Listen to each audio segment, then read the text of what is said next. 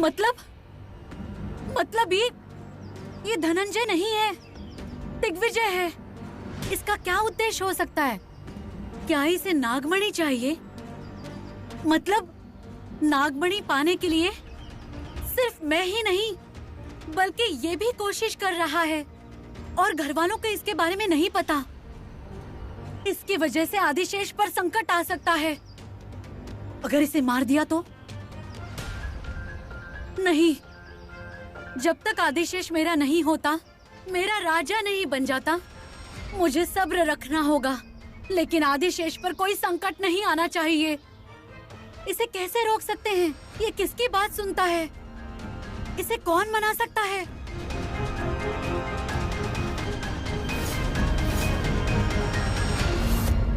क्या हुआ गुरुदेव?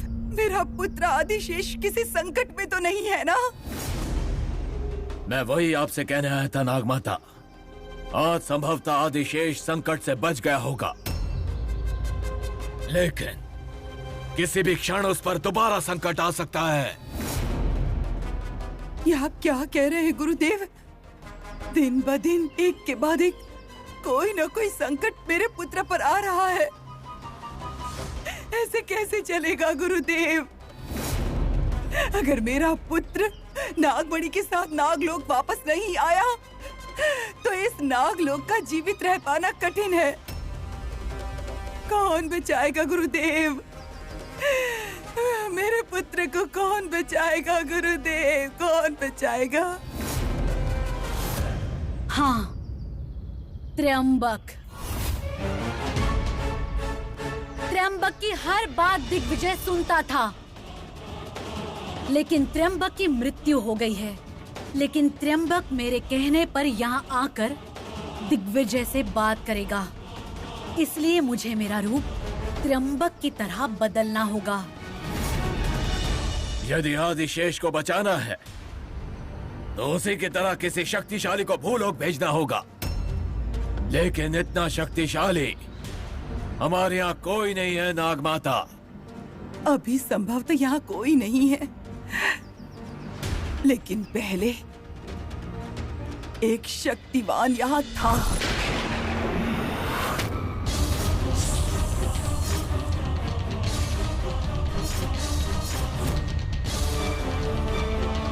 आपका दूसरा पुत्र आदिशेष का भाई शेषनाग इस लोक के रीति रिवाजों के विरुद्ध जाकर इस लोक से दूर हुआ है। आज उसकी बातें क्यों कर रही हैं आप? क्या मैं उसकी माता नहीं हूँ गुरुदेव? आपकी मातृत्व में कोई कमी नहीं नागमाता। एक बेटे के पात्र में, एक भाई के पात्र में हार गया है वो शेषनाग। आपकी आज जो दुर्दशा है, इस नागलोक की जो दुर्दशा है, इसके लिए क्या वो भी कारण नहीं है? वो नागमणि इस लोक से अदृश्य हो जाए, इस लोक की शांति भंग हो जाए। यह सच है कि वो एक बहादुर योद्धा था, इसलिए वो प्रेत लोक में युद्ध करने अकेले ही चला गया। अपनी वीरता से उसने, अपने पराक्रम से उसने अकेले ही प्रेत लोक को जीत लिया। इस नागलोक का होने वाला भावी उत्तराधिकारी युवराज शेषनाग, पर दुर्भाग्य से उसने सिर्फ एक गलती कर दी। प्रेत लोक की राजकुमारी मोहिनी की सुंदरता पे मोहित हो गया वो, और उसे अपनी युवरानी बनाने के लिए नागलोक ले आया। पुत्र, इस मोहिनी के प्यार में बली होने से पहले इस नागलोक के नीति नियम को तुम भूल कैसे गए पुत्र? प्रेम नियम के आगे और कोई नीति नियम नहीं रहता माता। ये नागलोक है, उस सर्वेश्वर शिव का बहुत ही प्रिय लोक है। नागमणि की ऐश्वर्य से चमकता हुआ बिना शोक का लोक है ये। नागलोक के युवराज के विवाह का निश्चय नागलोक की कन्या सुनेत्रा से हुआ है। प्रेतलोक की पिशाचन तुमसे नहीं। ये नागलोक का नियम है, उस शिव का नियम है। ऐसी आज्ञा शिव कभी नहीं देंगे। अगर उन्होंने ऐसा किया तो फिर वो भगवान ही नहीं है। शेषनाग! इस पिशाचिन के प्रेम में उस शिव के अस्तित्व को नकार रहे हो। अब भी अगर वो केवल एक पत्थर बनकर बैठे हैं तो वो केवल एक पत्थर ही है।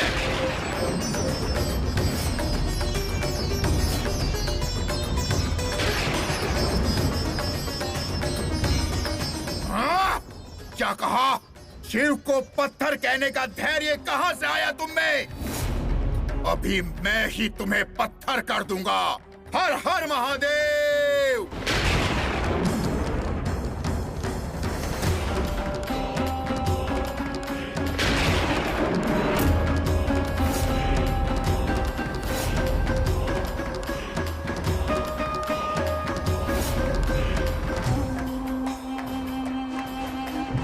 गुरुदेव!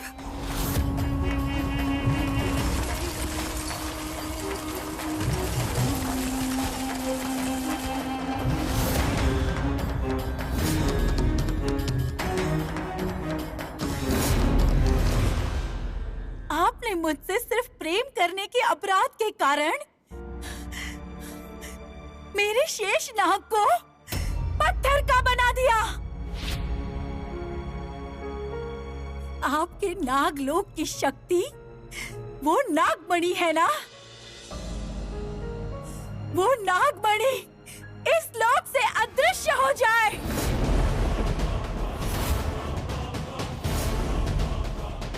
इस लोक की शांति भंग हो जाए।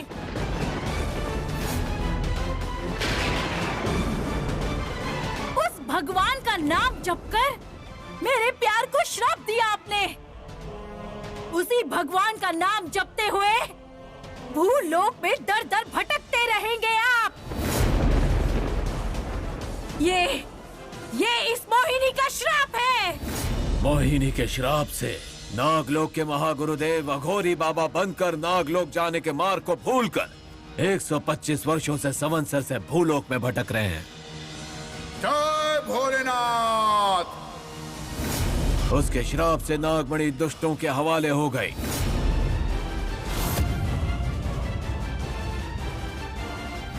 इस लोक की शांति भंग हो जाए।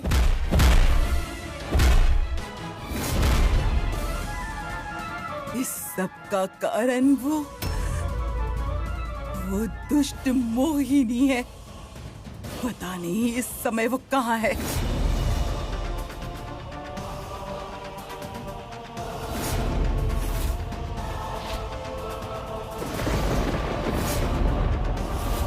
आ गया। 125 वर्षों से मैं जिस पल की प्रतीक्षा कर रही थी वो पल आ गया। मेरी घोर तपस्या का फल आज मुझे मिल गया। ये मेरे और मेरे शेषनाग के मिलन का समय है और नागलोक के लिए भय का क्षण है। जब से मेरे प्रियतम को श्राप मिला था तब से मेरे अंदर उठने वाली उस ज्वाला से नागलोक भस्म हो जाएगा। मैं नागलोक को जलाकर भस्म कर दूंगी।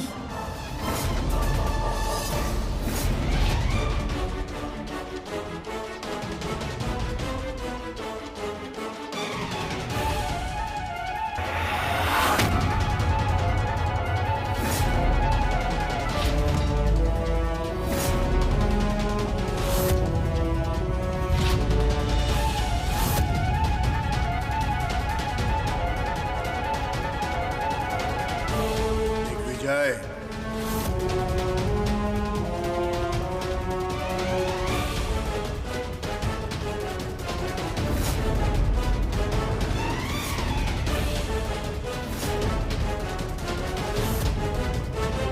क्यों दिग्विजय, ऐसे क्यों देख रहे हो? क्या तुमने मुझे पहचाना नहीं? गुरुजी, आप यहाँ?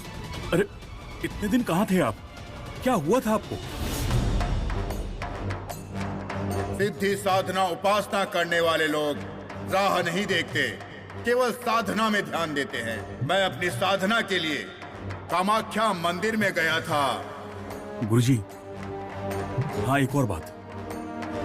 आपकी बात बिल्कुल सत्य थी। उस आदिशेष ने फिर से जन्म लिया है, वो भी हमारे ही घर में। आपके बगैर मैंने बहुत मुश्किलें झेली हैं। मैंने अपने सारे दोस्तों को खो दिया, लेकिन इस वक्त जैसे ही आपको देखा मेरे दिल को तसल्ली मिली। सच कहूं तो अब मुझे किसी का भी डर नहीं है। धीरज दिग्विजय, धीरज। गुरुजी, आप जिस सब्र के बारे में बात कर रहे हैं वो सब्र मुझे खत्म कर देगा।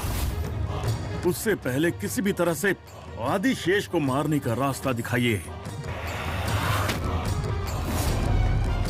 ये मूर्खता की चरम सीमा है दिग्विजय। तुम्हें क्या लगा आदिशेष को मारते ही तुम नागमणि के अधिपति हो जाओगे? अगर तुम नागमणि की शक्ति प्राप्त करना चाहते हो तो आदिशेष को जीवित रखना होगा। गुरुजी, आप ये क्या कह रहे हैं? अगर तुम्हारी शंका बाहर आ गई और इस सब के बारे में यदि आदिशेष को पता चल गया तो सर्वनाश हो जाएगा, और यदि उसको कुछ हो गया तो नागनी तुम्हें तुरंत मार डालेगी। दिग्विजय, नागमणि की शक्ति प्राप्त करना चाहते हो तो नागराज की आवश्यकता कभी भी पड़ सकती है। ये बात मेरे मूर्ख भाई तक्षक को भी बता दो।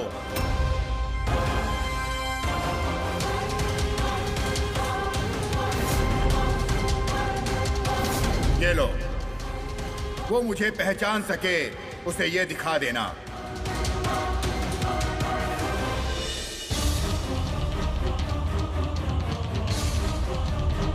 जाओ। अच्छा गुरुजी, लेकिन जाओ।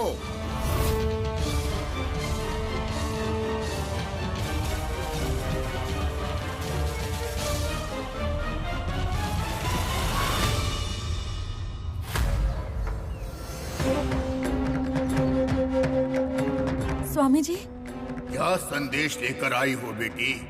भय का संदेश लेकर आई हूँ। कल रात एक महाघट सर्प का आगमन हुआ था, लेकिन मैं ये नहीं जान पाई कि वो मुझे ढूंढते आया था या फिर आदिशेष को। ये समझ में नहीं आया स्वामी जी। पर मेरा मन बार बार कह रहा है कि आदिशेष शायद किसी संकट में है स्वामी जी। अगर उसे कुछ हो गया तो मेरा सपना, मेरी तपस्या, नागलोक का भविष्य सब नष्ट हो जाएगा। भगवान के लिए स्वामी जी, उसे ढूंढने का मुझे कोई रास्ता बताइए। केवल एक मार्ग है, नागमणि प्राप्त होने का मार्ग। स्वामी जी, मैं यहाँ आपको एक खास बात बताने आई हूँ। कल रात जो सर्प घर में आया था, उसने केवल एक व्यक्ति को तकलीफ दी जो हमारे घर में नया आया है। पर वो सांप उसे क्यों तकलीफ देगा? क्या वो नागलोक से, क्या वो देव संभूत है? लेकिन वो तो कोई भी नहीं है। फिर भी अगर वो सांप उसे तकलीफ दे रहा है तो क्या वो महाशक्तिशाली है या फिर वो किसी और लोक का है? निरर्थक मन निरर्थक बातें सोचता है शिवानी। तुम उसके बारे में मत सोचो। तुम्हारे घर के ऊपर कोई संकट नहीं है। संकट तो सिर्फ उस मायांगना से है।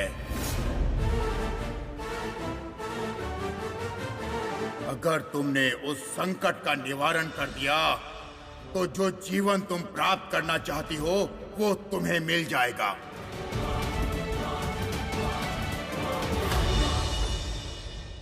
अभय जी, आप पुलिस ऑफिसर हैं ना? ये सवाल क्यों? क्या आपकी शादी हुई है? ये क्या बात हुई? क्या पुलिस ऑफिसर्स को शादी नहीं करनी चाहिए, ऐसा कोई रूल है?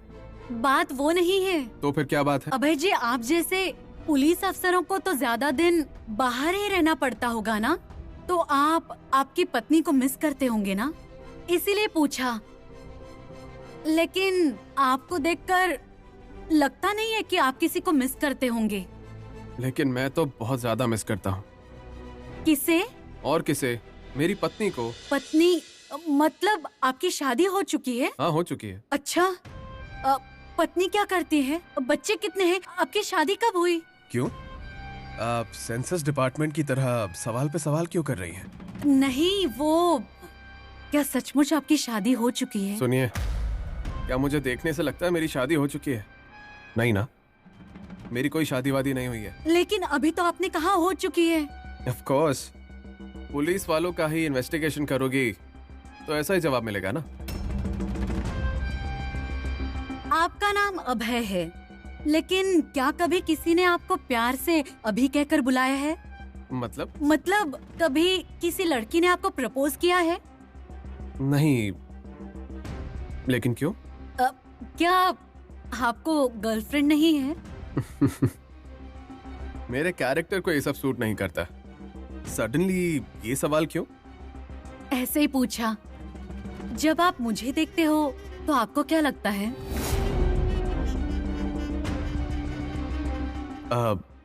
ऐसे सवाल क्यों कर रही हैं आप? हर किसी को हर किसी के बारे में कोई ना कोई राय तो रहती है, इसलिए मेरे बारे में आपकी क्या राय है ये मैं जानना चाहती थी। मैं उनके बारे में नहीं सोचता जिनसे मेरा कोई रिश्ता नहीं है, इसीलिए आपके बारे में मेरी कोई राय नहीं है।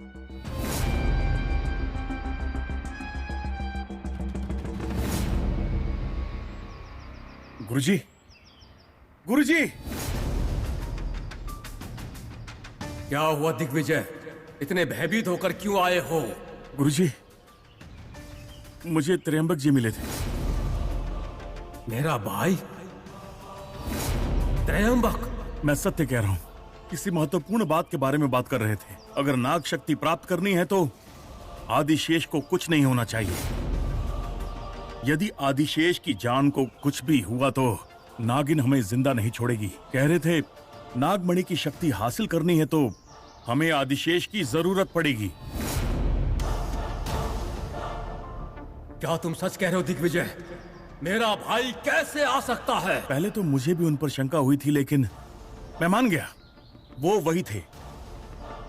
शायद उन्हें लगा होगा कि आप उन पर शंका करेंगे, इसलिए मुझे कुछ दिया है उन्होंने। हाँ हाँ।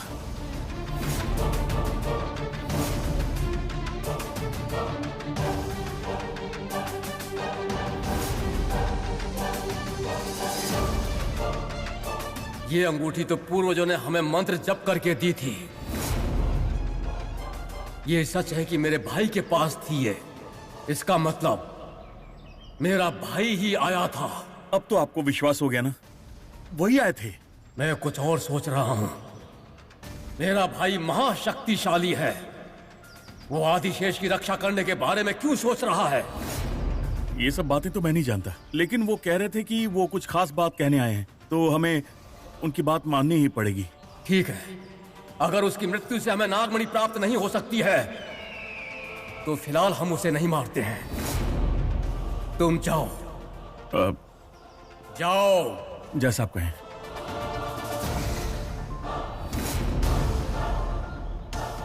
क्या सच में मेरा भाई आया था? वो बहुत गर्विष्ठ था।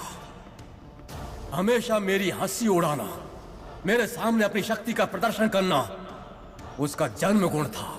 ऐसे में मेरे पास आने के बजाय उसके पास क्यों गया था? वो जो मुद्रा उसने भेजी है ये तो सही है, लेकिन अगर माया शक्ति है तो इसकी सृष्टि करना कोई कठिन काम नहीं है। लेकिन कोई और आकर आदिशेष की रक्षा करने के लिए क्यों कहेगा? लेकिन क्या मेरा भाई आया था या कोई और? शिवानी, वो हमारे घर में नए ऑफिसर आए हैं ना, अभय, उनके बारे में तुम्हारी क्या राय है? लगते तो अच्छे इंसान हैं। क्यों? वो अच्छा इंसान मेरा जीवन साथी हुआ तो? मतलब? उन्हें देखती हूँ तो कुछ अजीब सी भावनाएं मेरे मन में आती हैं। मैं उन्हें बहुत पसंद करने लगी हूँ। शिवानी, ये क्या कह रही हो? हाँ शिवानी, मुझे वो बहुत अच्छे लगने लगे हैं। जब मैं उन्हें देखती हूँ तो ऐसा लगता है कि भगवान हम दोनों को मिलाना चाहते हैं। शिवानी, मेरे प्यार के बारे में उनसे बात करो ना। तुम्हें उन्हें मनाने की कोशिश करनी होगी। मैं करूं? लेकिन अचानक तुम किसी से प्यार करने लगी हो, मतलब? प्यार तो किसी से 2 पल में भी हो सकता है ना, वो पता नहीं कैसे, पर सच तो ये है कि मैं उनको चाहने लगी हूँ। अगर हमारी शादी नहीं हुई तो मेरे जीने का कोई मतलब ही नहीं रहेगा शिवानी। देखो, तुम्हें उससे मुझसे शादी करने के लिए मनाना होगा। जानती हो ये सब मैं तुमसे क्यों कह रही हूँ शिवानी? क्योंकि तुम प्यार को अच्छी तरह से जानती हो, प्यार के बारे में जानती हो। तुमने भी तो प्यार करके शादी की ना। तुम्हारे और त्रिशूल के बीच का प्यार कितना गहरा है मैं अच्छी तरह से जानती हूँ। इसीलिए तुम मेरी इतनी सहायता करोगी ना? अगर तुम्हारा प्यार सच्चा है तो जरूर करूंगी मैं। मेरा प्यार सच्चा है शिवानी। हम दोनों को मिलाने का काम तुम करोगी, वचन दो। देखो, अगर ये प्यार सिर्फ एक तरफा है तो इसका कोई मतलब नहीं है। उसे भी तो तुमसे प्यार होना चाहिए ना। ये जाने बिना वचन नहीं दे सकती। मेरे प्यार के बारे में तुम उसे बता दो, वो मान जाएगा। ठीक है।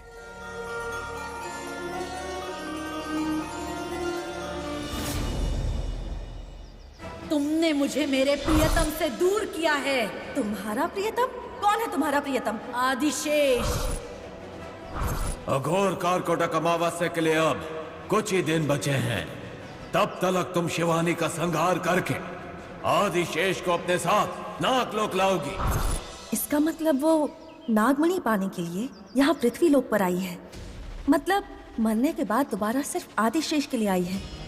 और वो मायांगिनी आदिशेष को भूलकर अचानक घर पर जो मेहमान आया है उस अभय से प्यार करने लगी। ऐसा कैसे हो सकता है? इंसानों की तरह नागों का मन इतना चंचल नहीं होता।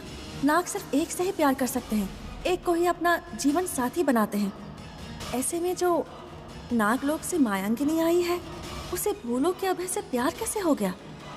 कहीं इसके पीछे कोई और कारण तो नहीं? मुझे शक होने लगा है कि कहीं अभय त्रिशूल तो नहीं। क्या मायांगिनी को भी यही शक होगा? हो सकता है।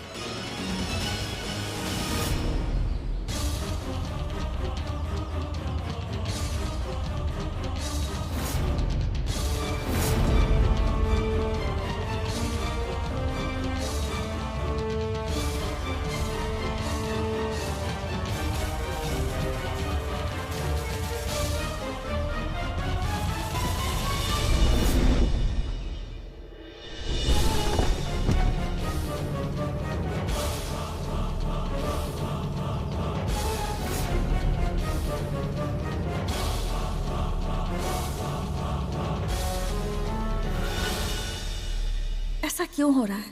क्यों मन बार बार कह रहा है कि त्रिशूल यहीं आसपास है, पर कहाँ है वो? मेरे दिल की धड़कनें तेज होती जा रही हैं। जब भी आदिशेष मेरे आसपास होता है तब ऐसा महसूस होता है, तो फिर अब ऐसा महसूस क्यों हो रहा है?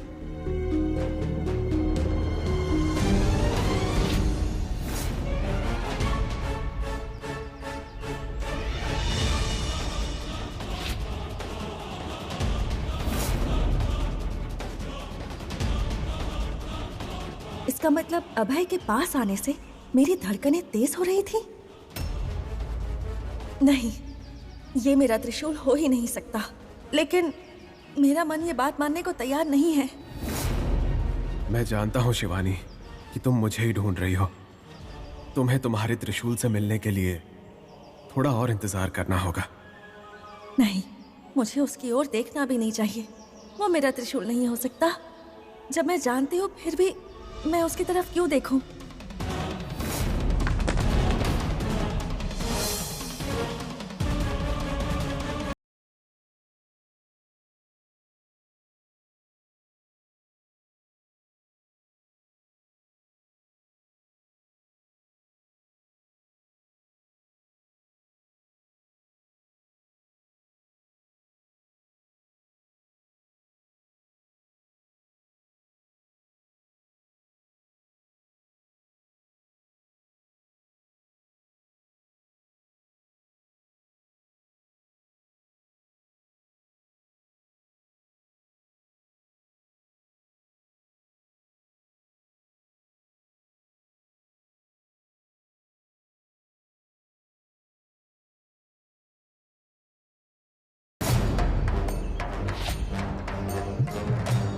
जब मेरा आदिशेष मेरे निकट होता है तभी मेरे शरीर में ऐसे बदलाव होते हैं। तो फिर इसके पास आने से मेरे शरीर में ऐसे बदलाव क्यों हो रहे हैं? मतलब यही मेरा आदिशेष है।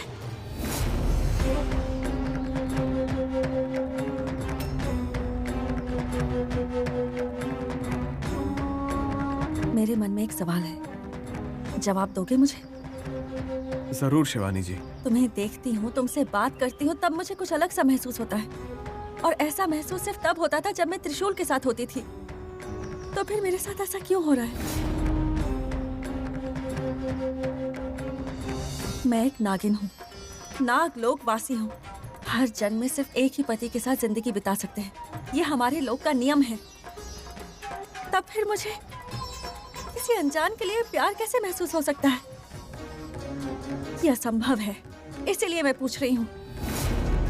तुम्हें देखते ही मैं तुम्हारे ख्यालों में खो जाती हूँ। क्यों? कौन हो तुम?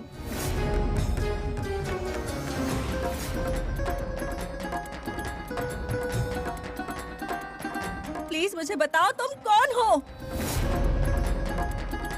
अगर तुम त्रिशूल नहीं हो तो मुझे तुम्हारे लिए प्यार क्यों महसूस हो रहा है? बार बार तुमसे बात करने का मन क्यों करता है? वो शिवानी जी, मैं जानती हूँ तुम अभय नहीं हो, तुम मेरे त्रिशूल हो। सही कहा ना? तुम ही मेरे त्रिशूल हो, ये मानने के लिए मेरे पास कई सारे सबूत हैं। पूछताछ के बहाने हमारे घर में घुसकर मेरे आस-पास भटकते रहना, मुझे एक पल के लिए भी अकेला ना छोड़ना। मैं नागलोकवासी हूँ, मैं नागिन हूँ, ये कहने पर भी तुम्हारा जरा सा भी ना चौंकना। घर में घुसे राक्षस को मैंने मार दिया।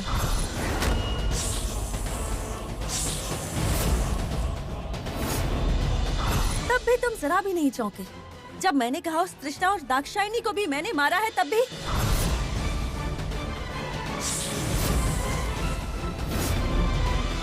तुम बिल्कुल नहीं चौंके थे। तुम्हारे सामने मैंने उस सांप को मार दिया।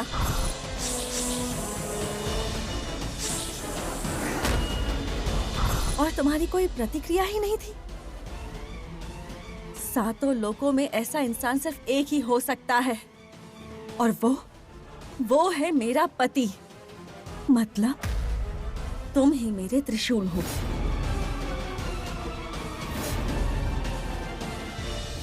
ओम प्रेत राजेश्वरे नमः। ओम प्रेत राजेश्वरे नमः। ओम विमोचनीय नमः।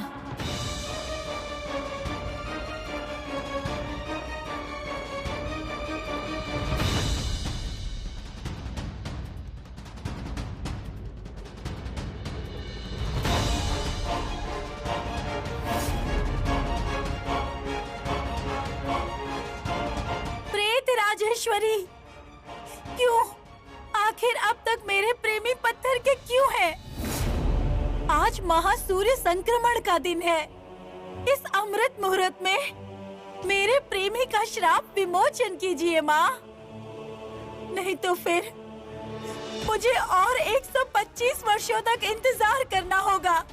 नहीं माँ, नहीं, दया दिखाइए माँ और मेरे प्रेमी को श्राप से मुक्त कीजिए माँ।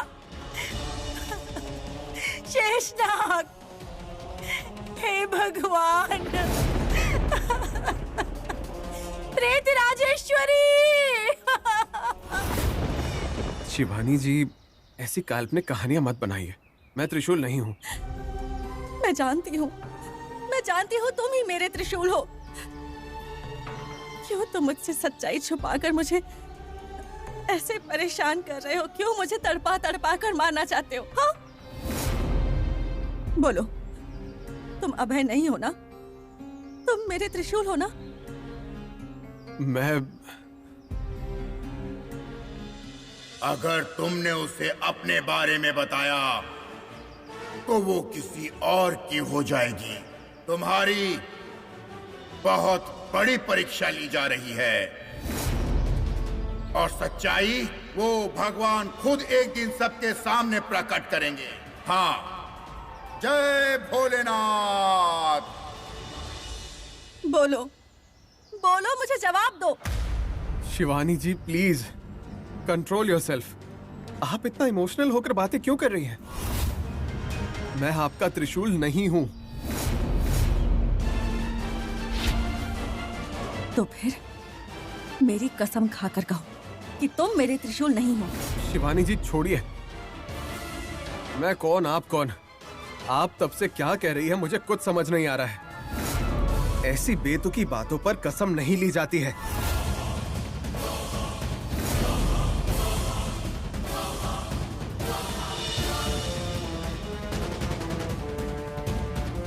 शिवानी जी, सच्चाई ये है कि मैं अभय हूं, त्रिशूल नहीं।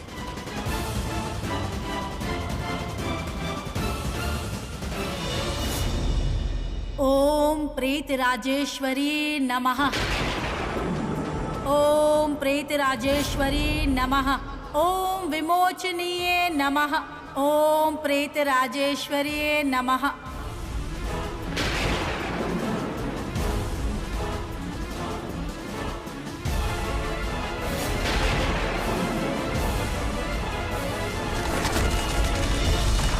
ओम प्रेतराजेश्वरी नमः।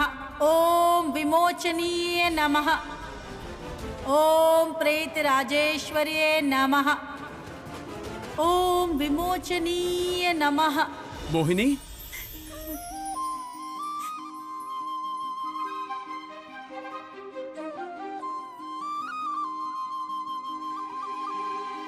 शेषनाग,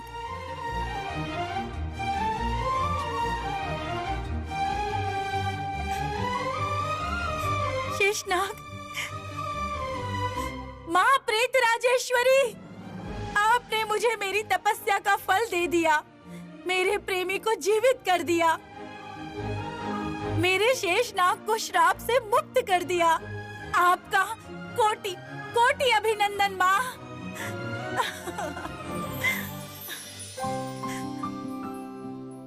शेषनाग, आखिरकार तुम श्राप से मुक्त हो गए और मुझे मिल ही गए। मैं इस समय बहुत खुश हूँ शेषनाग।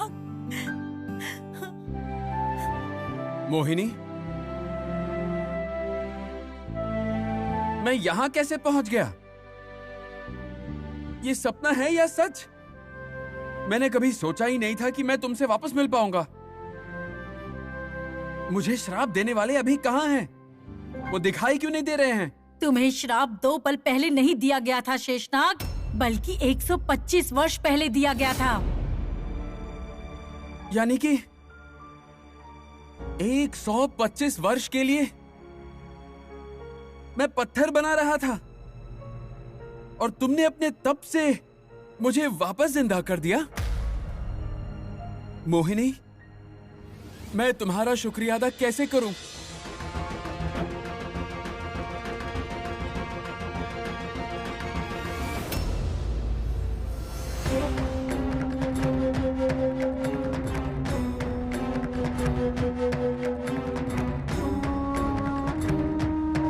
परमेश्वर, नागमणि को मैंने आपके चरणों में समर्पित कर दिया था। मैं चाहती थी कि जब मुझे मेरा आदिशेष मिले तब तक वो यहीं पर रहे आपके पास, लेकिन मेरा आदिशेष मुझे नहीं मिल रहा है। इसलिए अब इस नागमणि को मुझे अपने आदिशेष के पास ले जाना ही होगा और उसी के लिए मैं यहाँ आई हूँ भगवान। आशा है कि आप मेरे इस निर्णय का समर्थन करेंगे। दया करके मुझे आशीर्वाद दीजिए। ओम नमः शिवाय।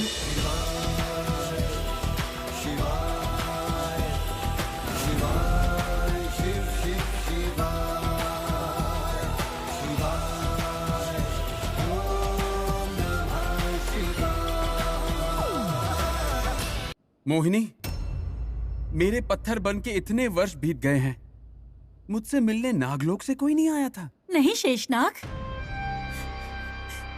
कोई नहीं आया। तुम्हारे पत्थर बनने के बाद नागलोक ने तुम्हारा बहिष्कार कर दिया। यदि तुमसे कोई मिलना भी चाहता तो उसे भी नागलोक का त्याग करना पड़ता। मेरा भाई आदिशेष ऐसा इंसान नहीं है मोहिनी, वो मुझसे बहुत प्यार करता है। वो सिर्फ नागलोक से प्यार करता था और नागमणि से प्यार करता था। इसीलिए भूलोक के लोगों के हाथों उसकी जान चली गई।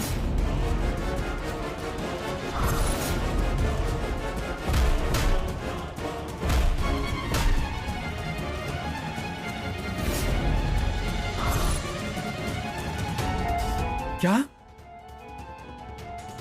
मेरा भाई? हाँ, तुम्हारे भाई को भूलोक के दुष्ट मनुष्यों ने मार डाला।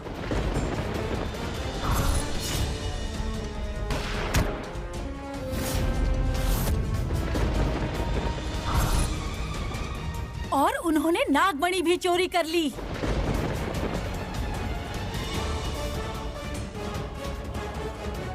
मेरा भाई आदिशेष? तुम यहाँ उसकी मौत का मातम मना रहे हो शेषनाग। जब तुम पत्थर के बने थे तब तुम्हारे आदिशेष ने एक बार भी तुमसे मिलने की कोशिश नहीं की। फिर तुम क्यों उसके बारे में सोच रहे हो? तुम्हारे भाई ने अब भूलोक में जन्म लिया है। नागमणि के भूलोक में होने के कारण नागमणि को लाने के लिए आदिशेष की पत्नी शिवानी गई हुई है। मैं तुमसे जैसा कह रही हूँ वैसा करो शेषनाग। जिस नागलोक ने तुम्हें श्राप देकर पत्थर का बना दिया, उसी नागलोक का तुम्हें राजा बनना होगा, महाराजा बनना होगा। ये कैसे हो सकता है? मेरा भाई आदिशेष? वो मर गया है और अब उस नागलोक के अधिपति बनने का हक उस शिवानी के आदिशेष को नहीं बल्कि इस मोहिनी के शेषनाग को है।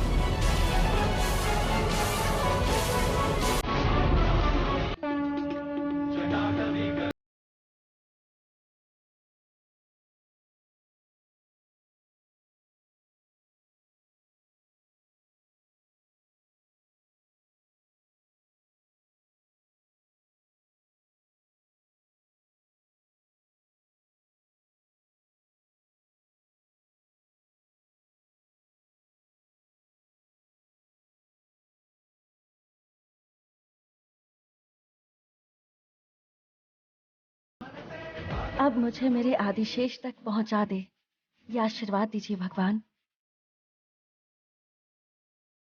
हे महाशक्ति, मेरा आदिशेष जहां भी है मुझे वहां ले चलो, मुझे मेरे आदिशेष के पास ले चलो।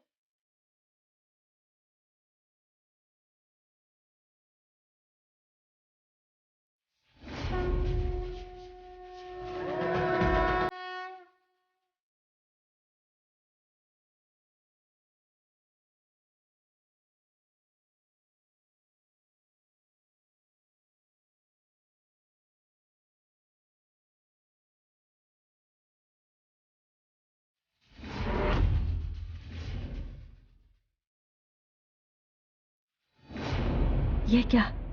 ऐसे अचानक नागमणि की शक्तियां गायब कैसे हो सकती हैं? इसकी चमक गायब कैसे हो गई है?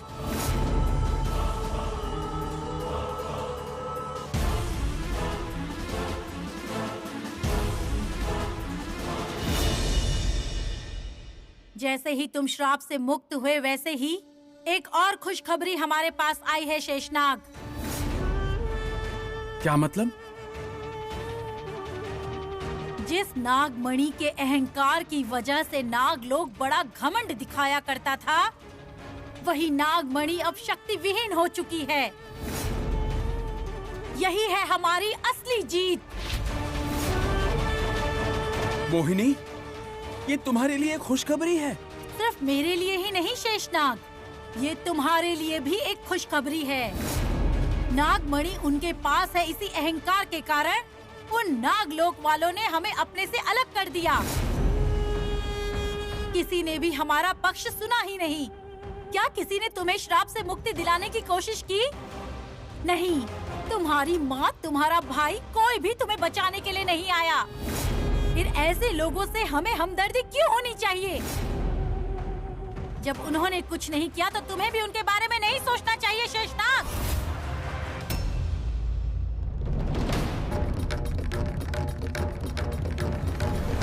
किसी भी मंत्र का नागमणि पर कोई असर नहीं हो रहा। क्यों? आखिर ये क्या हो रहा है? नागमणि की शक्तियाँ गायब कैसे हो गईं? इसने अपनी चमक कैसे खो दी?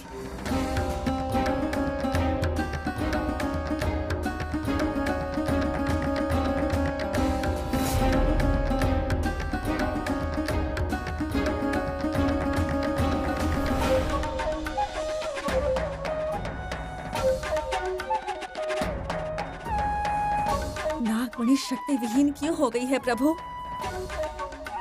उत्तर दीजिए, मुझे उत्तर दीजिए भगवान। नागमणि छूने पर तो शरीर में एक ऊर्जा का आभास होता है, लेकिन अब ऐसा कुछ नहीं हो रहा। ये क्या है? इसका क्या मतलब है? कहीं मुझसे कोई गलती तो नहीं हो गई? या फिर ऐसा इसलिए हुआ क्योंकि आपको लगता है मैं नागमणि अपने स्वार्थ के लिए उपयोग कर रही हूँ? उत्तर दीजिए, मुझे उत्तर दीजिए प्रभु।